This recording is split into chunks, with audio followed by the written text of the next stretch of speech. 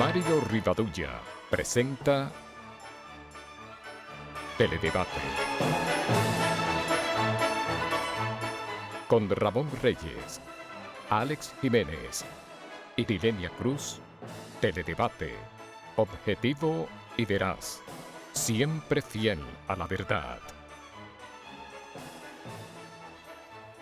Sean todos bienvenidos como siempre, estimados amigos, amigas, televidentes, a esta nueva entrega de Teledebate, donde, como habitualmente, vamos a estar compartiendo con ustedes temas de interés general y una muy interesante, importante entrevista que presentaremos en el próximo segmento. La frase de este día dice así: el amor es lo único que crece mientras más se reparte. Bien, pues tenemos en hechos y personajes de la historia, en el año 1965, bajo los auspicios de la Comisión Mediadora de la OEA, fue firmada el Acta Institucional y de Reconciliación Nacional que puso fin a la Revolución de Abril. Fue designado presidente provisional Héctor García Godoy. Camaño y otros líderes constitucionalistas marcharon al exterior y se acordaron elecciones nacionales para el siguiente año, las cuales serían ganadas por Joaquín Balaguer, dando así inicio al llamado periodo de los 12 años. 1979, el paso por el territorio nacional del huracán David, seguido de la tormenta Federico, dejó un trágico balance de más de 1.300 muertos, miles de damnificados y cuantiosas pérdidas materiales por decenas de millones de dólares. En el año 2006 se muere en el Cairo el notable novelista y periodista egipcio Naguib Mahfouz. Fue el primer escritor en lengua árabe galardonado con el Premio Nobel de Literatura, además de haber recibido muchos otros honores y reconocimientos. Dejó un amplio legado de más de 80 relatos y unas 40 novelas históricas ambientadas en la remota época de los faraones. Bien, definitivamente está descartado que el posible secuestro y asesinato de niños desaparecidos sea con la finalidad de extraerle los órganos para trasplante, lo que por razones ya suficientemente explicadas resulta imposible. La única posibilidad es que tal se haga con fines rituales, para ceremonias de brujería o satánica, como advirtió el doctor Sergio Sarita Valdés.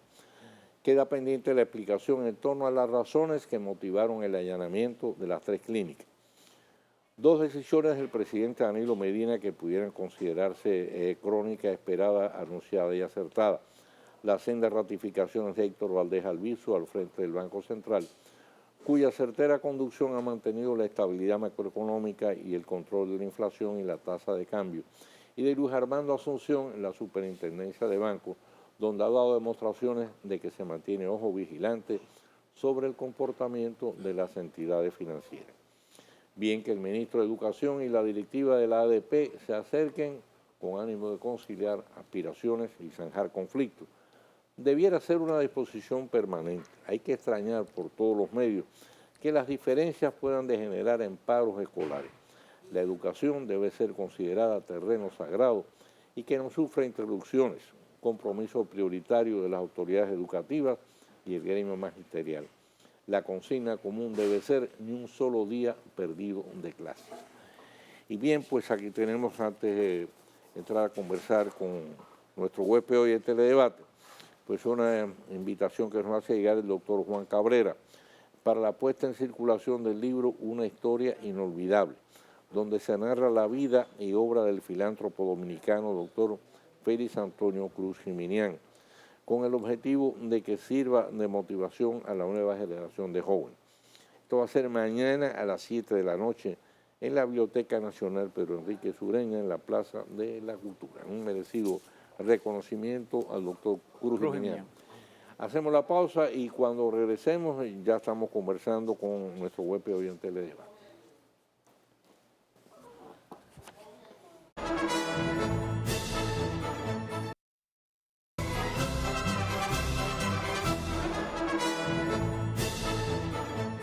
Bien, con nosotros hoy el ingeniero Manuel González. Manuel, nos hemos traído aquí muchísimas veces, es experto en temas agrícolas, pero también en temas internacionales, porque Manuel ha sido internacionalista, ¿no? Y además le da mucho seguimiento y además él es un excelente comunicador. Así que con nosotros Manuel González Tejera, que por cierto hace una rectificación, es importante. Dicen que rectificar es de sabio, y si eso hacen los sabios, con más razón yo que no lo soy. Nosotros tuvimos la información de que un día como hoy, pero en el año 1979 pasó el huracán David, después la tormenta Federico, y en realidad corresponde al 31 de agosto, y hoy es 30 de agosto, Sí, así que nos adelantamos de pronóstico. Sí, y la firma del acta de reconciliación y acta institucional también fue el día 31 en el edificio Copelo. También lo dieron, exacto. Sí. Bueno. Mario, antes que nada, permíteme obsequiarte un aguacate, Muy per se bueno. americana. Tú sabes que esa es una fruta, es la única fruta originaria de América que no estaba en la isla, que la introdujeron los españoles aquí a la isla. Ajá. Sí, originaria de Mesoamérica, de México y Guatemala. Qué bien. Ya, así que nada, Bueno, es la fruta de temporada, es lo mejor que puede haber para ingerir grasas. Yo soy un vicioso de los aguacates. Ya, si yo no veo aguacate en la mesa, hay problema en mi casa. Bien, Ramón. ¿Cómo, Ramón? Manuel, perdón. Estoy pensando en Ramón Reyes, el pobre. Sí, pobre. Mi compañero Un abrazo, Ramón, de televisión que lleva ya como un mes y pico en un proceso ahí de salud un poco complicado. Pero bueno, esperamos, ahora va evolucionando bien y esperamos que pronto esté con nosotros. Bien, Manuel, la visita sorpresiva, por así yo decirlo, porque es una decisión un tanto inesperada del canciller Miguel Vargas Maldonado a Haití, con dos finalidades. Una es tratar el tema de la documentación de una gran cantidad de residentes haitianos que hay en el país que no han podido renovar su permiso de residencia dentro de la ley esta que 169-14 de nacionalización y regularización por no haber sido los documentos de identidad de su país de origen, de Haití. Y hubo por ese motivo que extender el plazo. Y ya el plazo se había vencido. Y por otro lado, con la finalidad también de ver cómo se levanta la veda a los productos dominicanos que ya hace más de un año estableció el gobierno haitiano y que ha provocado unas pérdidas grandísimas al país, los productores nacionales. Tengo entendido que estamos hablando de cientos de millones de dólares.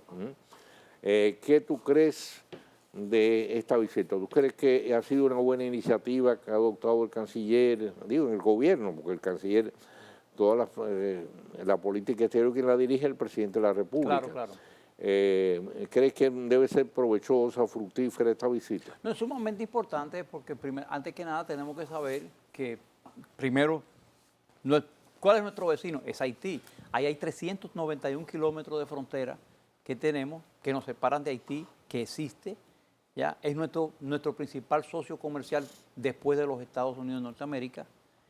Y nosotros somos un país receptor de inmigración haitiana, que es una realidad, independientemente querramos o no lo querramos. Aquí reside prácticamente una gran comunidad haitiana, o sea, es una realidad. Entonces, el primer paso de un canciller, yo considero que es correcto esa visita. No sé si fue sorpresiva, yo me imagino que ya estaba dentro de la agenda. Digo, sorpresiva para nosotros. Sí. Para los neófitos. Por ejemplo, llegó temprano y los temas tratados, abordados, son sumamente importantes para ambas naciones. En el caso de nuestro país, realmente ya es hora de que nuestros vecinos documenten a su gente, legalicen la situación de mucha gente que está aquí en el país, ¿ya? Porque tienen que legalizarla, o sea, independientemente, ahí está su documentación, eso es un aspecto. Ahora, el aspecto de la veda, de la famosa veda, es sumamente importante que se toque inicialmente. Ahí se aclararon varios puntos, pero hay un punto que es básico, compete a Haití, realmente, o sea, ellos dicen que siempre y cuando paguen los impuestos, no, pues, los dominicanos podemos tranquilamente poner en Frontera, poner en Jimaní, poner en Elías Piña, poner en Dajabón nuestros productos. Eso es lo que nosotros queremos. Ahora, ellos no estaban impidiendo que los productos dominicanos entraran allá. Ahora, si lo que quieren es que paguen impuestos, eso es un problema de ellos, exclusivamente de ellos, no es nuestro. Eso no es un problema de no nos compete, pero que no restrinjan el libre comercio, que no restrinjan el libre comercio. Existen sus aranceles, pero eso es un problema de ellos, sus aranceles de ellos. Ya, de ellos a los comerciantes haitianos que adquieran nuestros productos allá. Posiblemente ya escuchaba esta tarde algunos comentaristas criticando la medida y yo no, pero no tiene tiempo que... Es una medida soberana de una nación. Así como nosotros podemos también establecer cuotas de productos y o de inmigrantes, porque nosotros podemos establecer una cuota de inmigrantes y decir, bueno, vamos a la cosecha del café, se necesitan 5.000 inmigrantes haitianos. Se abre la cuota y adelante. Así ocurrió hace años con anteriormente, los trabajadores azucareros. Se había establecido una cuota y venían en una cantidad específica de trabajadores azucareros para la caña, el corte de caña, y cuando terminaba el corte regresaban a Haití. Lo que pasa es que muchas veces no se cumplían, vamos a decir, con los procedimientos y los mismos plazos, y el mismo Estado haitiano esclavizaba a su gente. O sea, siempre nos tiraban a nosotros que éramos nosotros. No, nosotros no tenemos ningún problema. Nosotros necesitábamos mano de obra. Y era la que venía. Entonces, se pueden establecer cuotas y decir, bueno, ok, en el año 2017 se van a establecer 50.000 visas para ciudadanos haitianos en la República Dominicana. O 20.000 visas para ciudadanos haitianos. Porque sería muy bueno, tú sabes una cosa, Mario, que se supiera específicamente cuántas visas han sido emitidas a ciudadanos haitianos en Puerto Príncipe. Sería bueno, interesante que la sociedad dominicana también sepa eso. O sea, eso es transparencia. Ahora bien, Mario, sobre la misión del nuevo canciller, ¿tú sabes para mí cuál es su principal reto? Y tú dirás, ¿y qué reto es ese, Manegonte? No, mira, ¿tú sabes qué? La República Dominicana es uno de los 51 países fundadores de las Naciones Unidas, el 24 de octubre, día de San Rafael, por cierto, del año 1945. Y es el único país, Mario, el único país que en estos 71 años no ha sido miembro del Consejo de Seguridad. De los fundadores. República Dominicana ya es hora de que participe más en el concierto internacional. ¿Ya? Y eso puede ser también un reto al nuevo canciller. Él no es vicepresidente de la Internacional Socialista, o era, no sé si... No, es. Entonces, bueno, que utilice esas influencias para que la República Dominicana el año que viene ocupe un peldaño, un asiento en el Consejo de Seguridad. No hay que hacer una parejería de los dominicanos, no. Es que ya es hora de que nuestro país se escuche también en el ámbito internacional. Correcto. Sería un buen reto para él. Yo valoro muy positiva esa visita y ojalá, y además de la visita del señor Vargas Maldonado a Haití, también se fortalezcan más las relaciones con los países del Caribe. Con los países del Caribe, incluyendo Jamaica, Cuba, Trinidad y Tobago y las otras islas como las Bahamas. ¿Por qué? Porque ahí hay un gran potencial para los productos dominicanos de todo tipo, sean productos agrícolas, frescos, o sean productos manufacturados de nuestra industria. Bueno, yo creo que en otra ocasión que tú has venido aquí, yo te he manifestado mi extrañeza, por ejemplo, de que República Dominicana, que a veces está buscando mercado de exportación para sus productos agrícolas y no ha exportado a Cuba, donde en Cuba prácticamente importan el 75% de los productos del agro, porque la agricultura cubana está prácticamente en el piso, por toda una serie de razones que no es el caso de analizar. Y entonces me ha llamado la atención eso, que el principal suplidor en ese caso de Cuba, de productos agrícolas, que luzca paradójico, por los conflictos que han mantenido desde el punto de vista político, ha sido los Estados Unidos. Sí. Todos estos años atrás, mientras se tiraban cajas y cajones desde el punto de vista político, sin embargo, los Estados Unidos se convertían en el cuarto o tercer socio comercial de Cuba, a pesar del embargo y de todo. Entonces me llamó siempre la atención, bueno, los Estados Unidos están exportando, los agricultores americanos están supliéndole a Cuba cientos de millones de dólares anuales en productos. ¿Y por qué la República Dominicana no explora ese mercado? Bueno, no es que no lo explore, que no lo explote. O que Yo lo explote. digo la palabra que no lo explote. O sea, yo te digo, nosotros anteriormente, aquí teníamos anteriormente, ni no es hablando del pasado, ni que Sí. querramos el pasado, pero aquí teníamos una flota marítima, ¿ya? De balandros y de ciertos barcos. Aquí hubo un vapor Sí, que se llamaba para Santo las Domingo. islas. Y se comercializaba, por ejemplo, con Curazao. Aquí se exportaba Curazao, Aruba, Bonaire, o sea, lo que son la Antilla holandesa, a San Martín, a Santo. Aquí había una gran relación con San Tomás, por Los ejemplo. fertilizantes. También los fertilizantes en toda el área, o sea, en toda el área, porque somos competitivos Correcto. en esa área.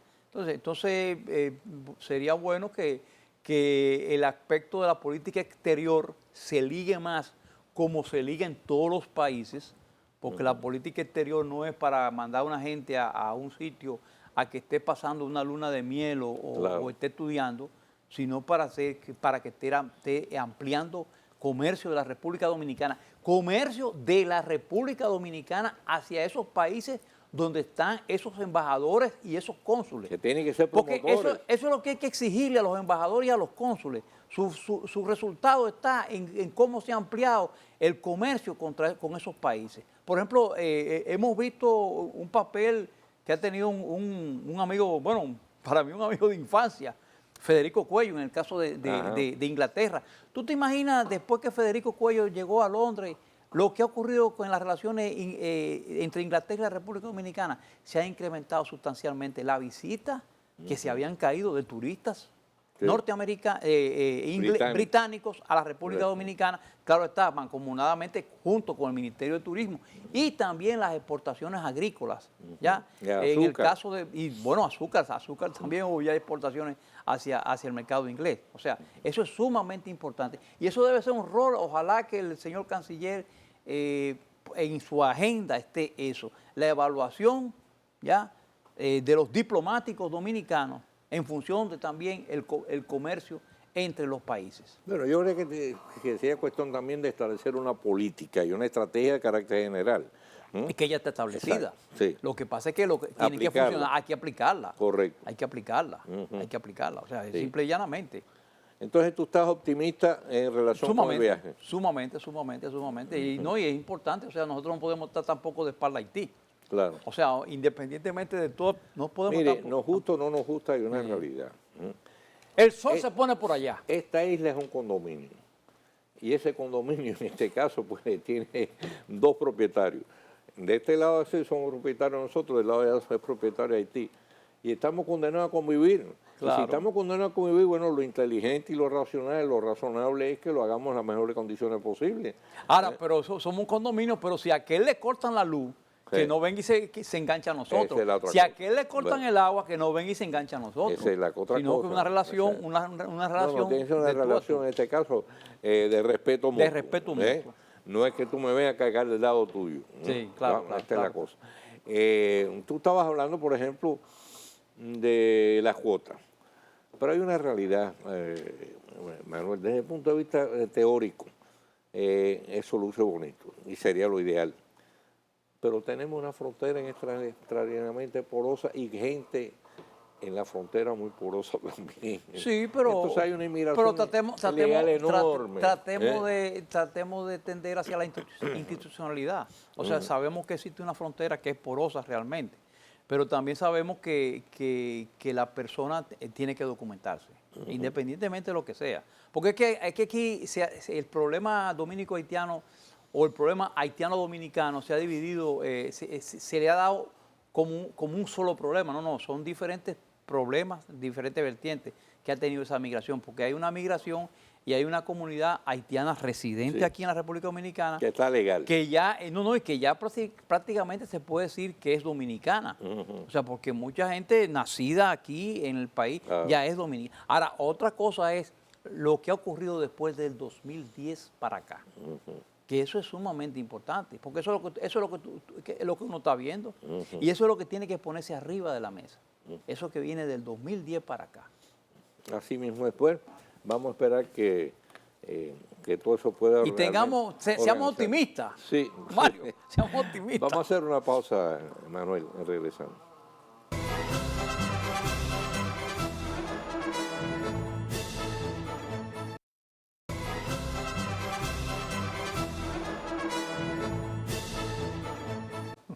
Bien, seguimos conversando con Manuel González Tejera.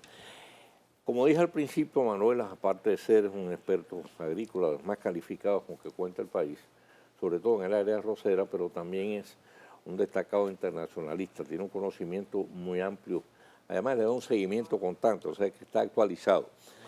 Nosotros no vivimos solos, vivimos en esta, y todo lo que ocurre en la región, lógicamente, de una u otra forma, tiene algún tipo de relación, algún tipo de incidencia en el caso nuestro. Hay más, pero dos casos básicamente hoy por razones de tiempo que hemos escogido. Uno es el caso de Venezuela. Manuel, la situación en Venezuela cada día se complica más. Para decirlo en términos muy popular, está color de hormiga.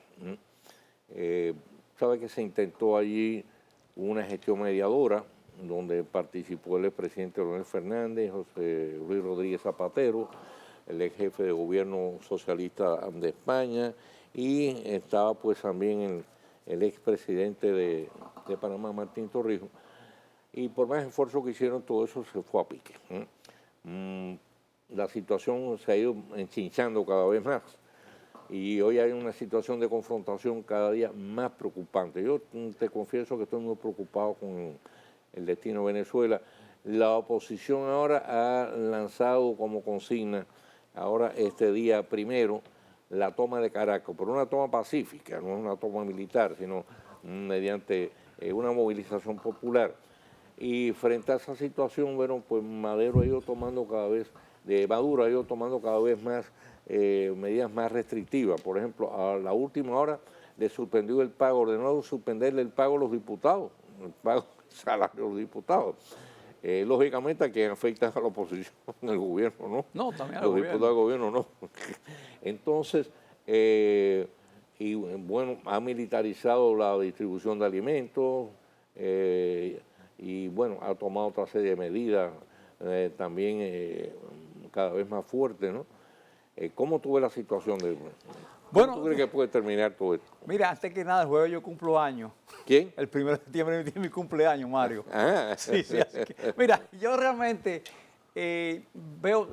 tengo la misma inquietud tuya sobre lo del jueves. O sea, porque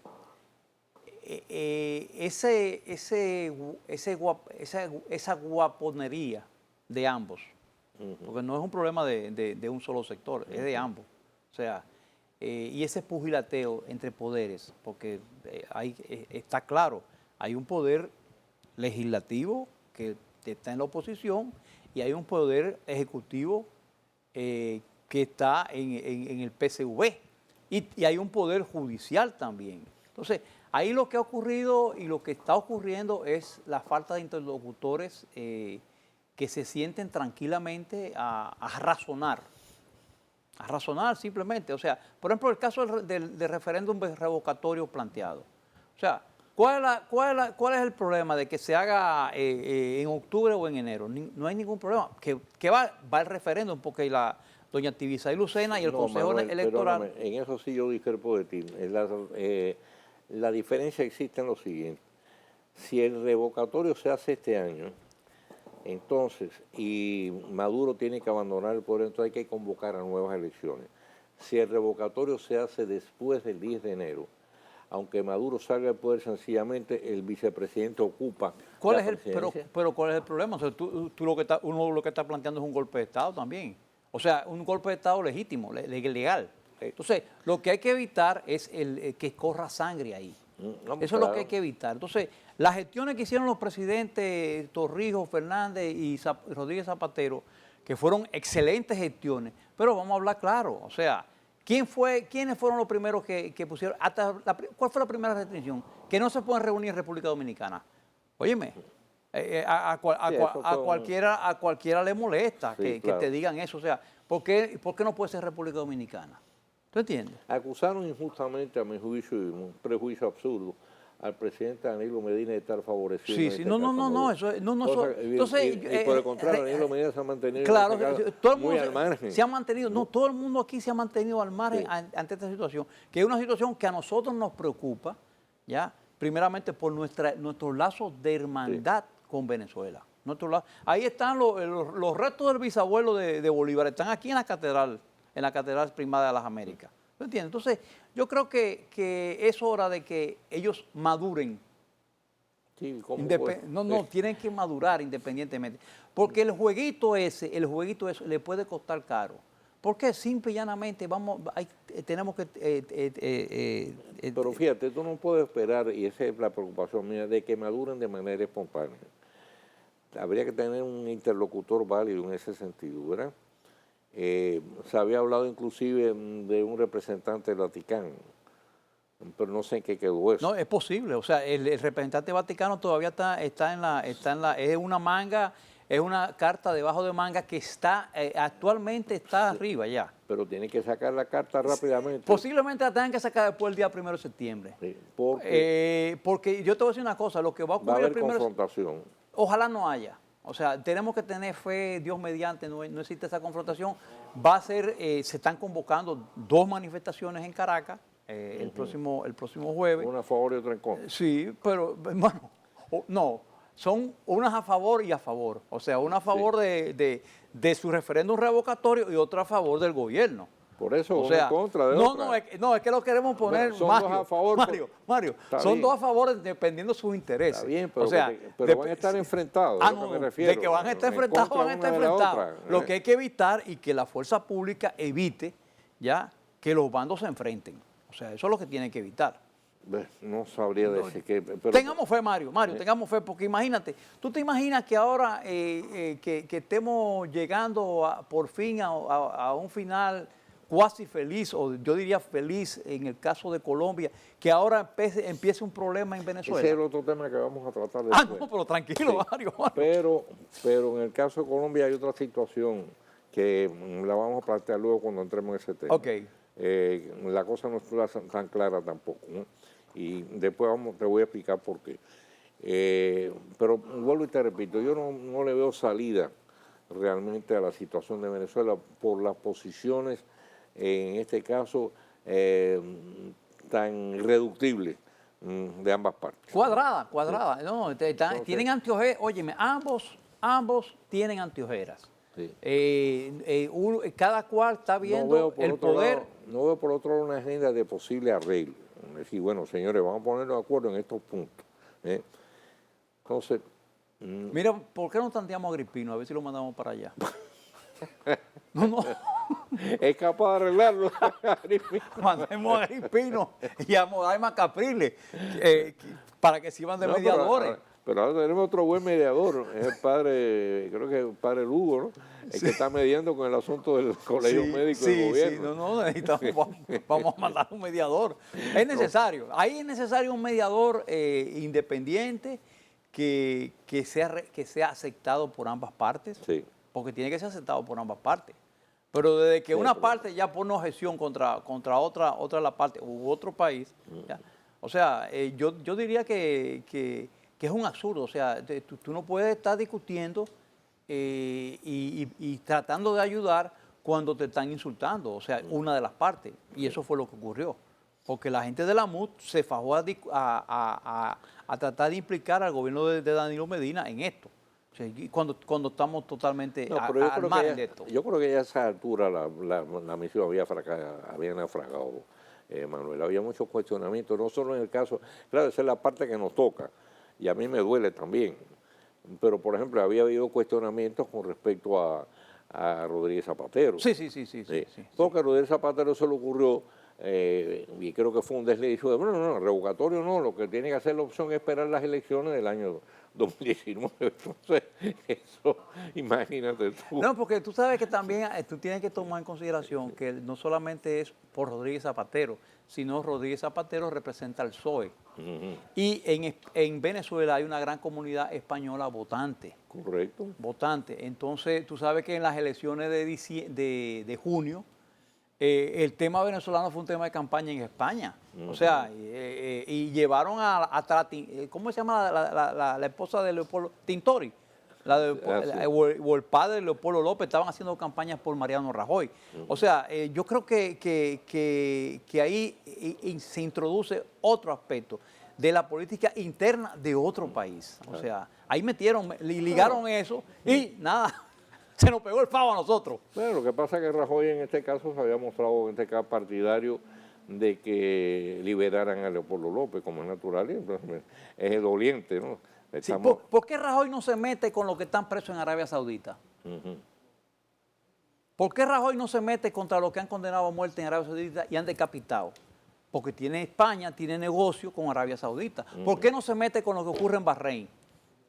¿Por qué Rajoy y el gobierno español y el rey de España no se mete con eso? Entonces, fuera de cámara, te había dicho lo siguiente.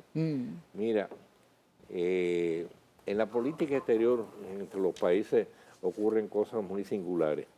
Por ejemplo, todos estos años, mientras Chávez y el gobierno norteamericano estuvieron enfrentados y ahora Maduro, sin embargo, resulta que el principal comprador de petróleo de Venezuela son los Estados Unidos. Claro, sí. El 80% creo que del petróleo venezolano va a Estados Unidos. Y Citgo es una compañía venezolana en Estados Unidos. Y tiene 1000 y pico gasolineras en los Estados Unidos y 2 refinerías. Entonces, ahora mismo Maduro, por ejemplo... Lo malo es que ha servido para el enriquecimiento de un montón de gente del Estado venezolano, del gobierno venezolano, que se han robado muchísimos capitales y se lo han llevado a Estados Unidos. Vamos a hablar claro. Bien, vamos a hacer la pausa y cuando regresemos vamos a entrar, vamos a cruzar los dedos para ver si la situación de Venezuela se resuelve de forma incruenta. Vamos a cruzar la frontera ahora, vamos a Cúcuta. Y vamos a cruzar la frontera, entonces pasar a al Colombia. puente de Cúcuta. Hacemos la pausa y regresamos.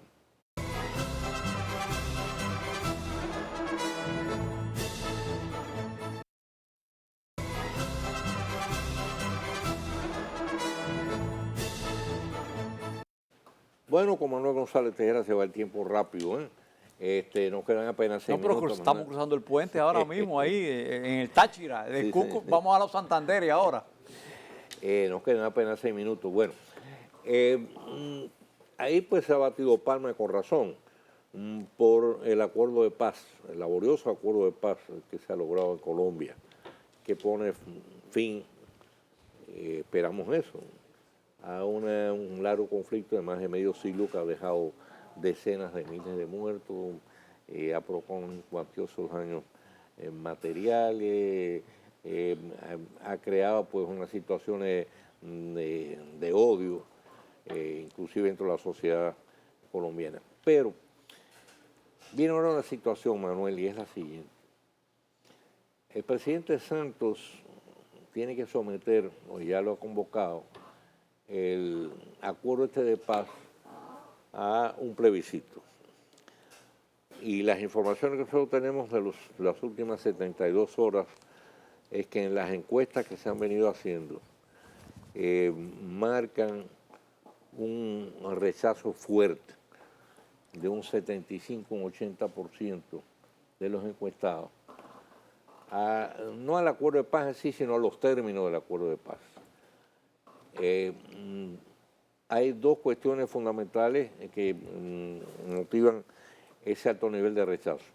Una es el hecho de que la guerrilla vaya a tener una representación política.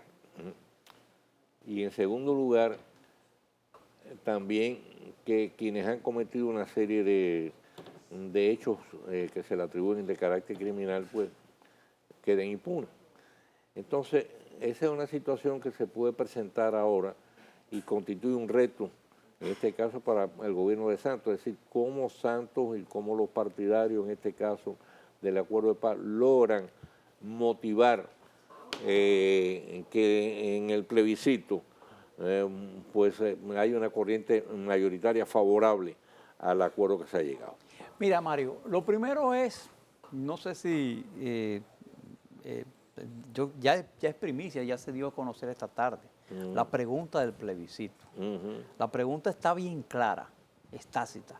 La pregunta dice, oye bien la pregunta, ¿apoya usted el acuerdo final para la terminación del conflicto y la construcción de paz estable y duradera? O sea, si tú te fijas en la pregunta, te repite un término 2 veces, te lo repite. Acuerdo final para la terminación. O sea, vamos a finalizar este conflicto. Ujú. Yo sé, mucha gente, y se ha iniciado una campaña de círculo de medio halcones, de gente que lo que quiere es que vive de la sangre de los combatientes, sean soldados del ejército de Colombia o sean guerrilleros. Viven de eso.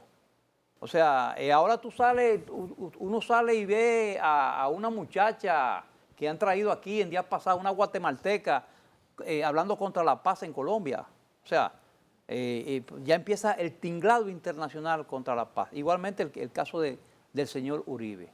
O sea, señores, ya es hora de finalizar ese conflicto. O sea, es hora de finalizarlo simplemente porque es un conflicto sin razón, no se va aparte ya. Además, no es un conflicto de la Guerra Fría, como mucha gente lo ha pintado, que la FARC era el brazo armado del Partido Comunista de Colombia. No, no, no, no. Ese es un conflicto que viene de la época de liberales y conservadores. Anterior a la Guerra Fría. Anterior a la Guerra Fría, ya, bien narrado por García Márquez, ya, agudizado a raíz de la muerte el 9 de abril de 1948 de Jorge Lecier Gaitán, ¿ya? Y donde tú vas viendo que ha sido violencia tras violencia, con diferentes matices.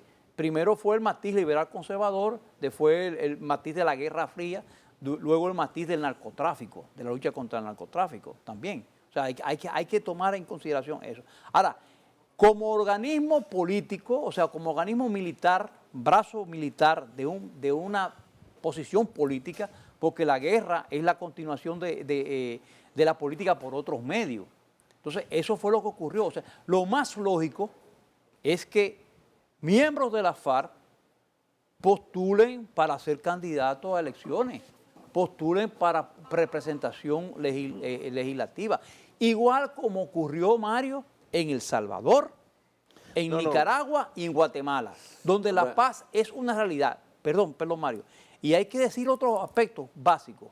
También ejemplos como eso existen en Sudáfrica. En Sudáfrica hubo una comisión de la paz, una comisión de la verdad. Y Sudáfrica es un país que ya prácticamente esos peligros y esos miedos que existían. Sí, no, eso se superó. Se superó. Gracias a ese gran hombre que fue Nelson Mandela. Se nos agotó el tiempo, Manuel. ¿Cómo, Mario? Sí, se nos agotó el tiempo, pero el temor mío es el siguiente. Digo, todos básicamente estamos de acuerdo y creo que cruzamos los dedos a favor de que haya paz en Colombia, igual que en Venezuela. Pero queda la gran interrogante, ¿qué va a pasar sin el plebiscito? La mayoría de los colombianos votan en que contra. las urnas, que bueno, no, hay que esperar. Lo primero de la pregunta es, ¿qué va a pasar? No, yo no soy Mandrey, no somos Mandrey. Esperemos que las urnas digan, los votos digan sí o no. Ahora, yo creo que la pregunta es tácita y muy clara. ¿Apoya usted el acuerdo final para la terminación del conflicto y la construcción de paz estable y duradera? Es paz lo que sí que quiere en Colombia. Así mismo es. Bien, hacemos la pausa y cuando regresemos vemos con el tiro rápido hoy.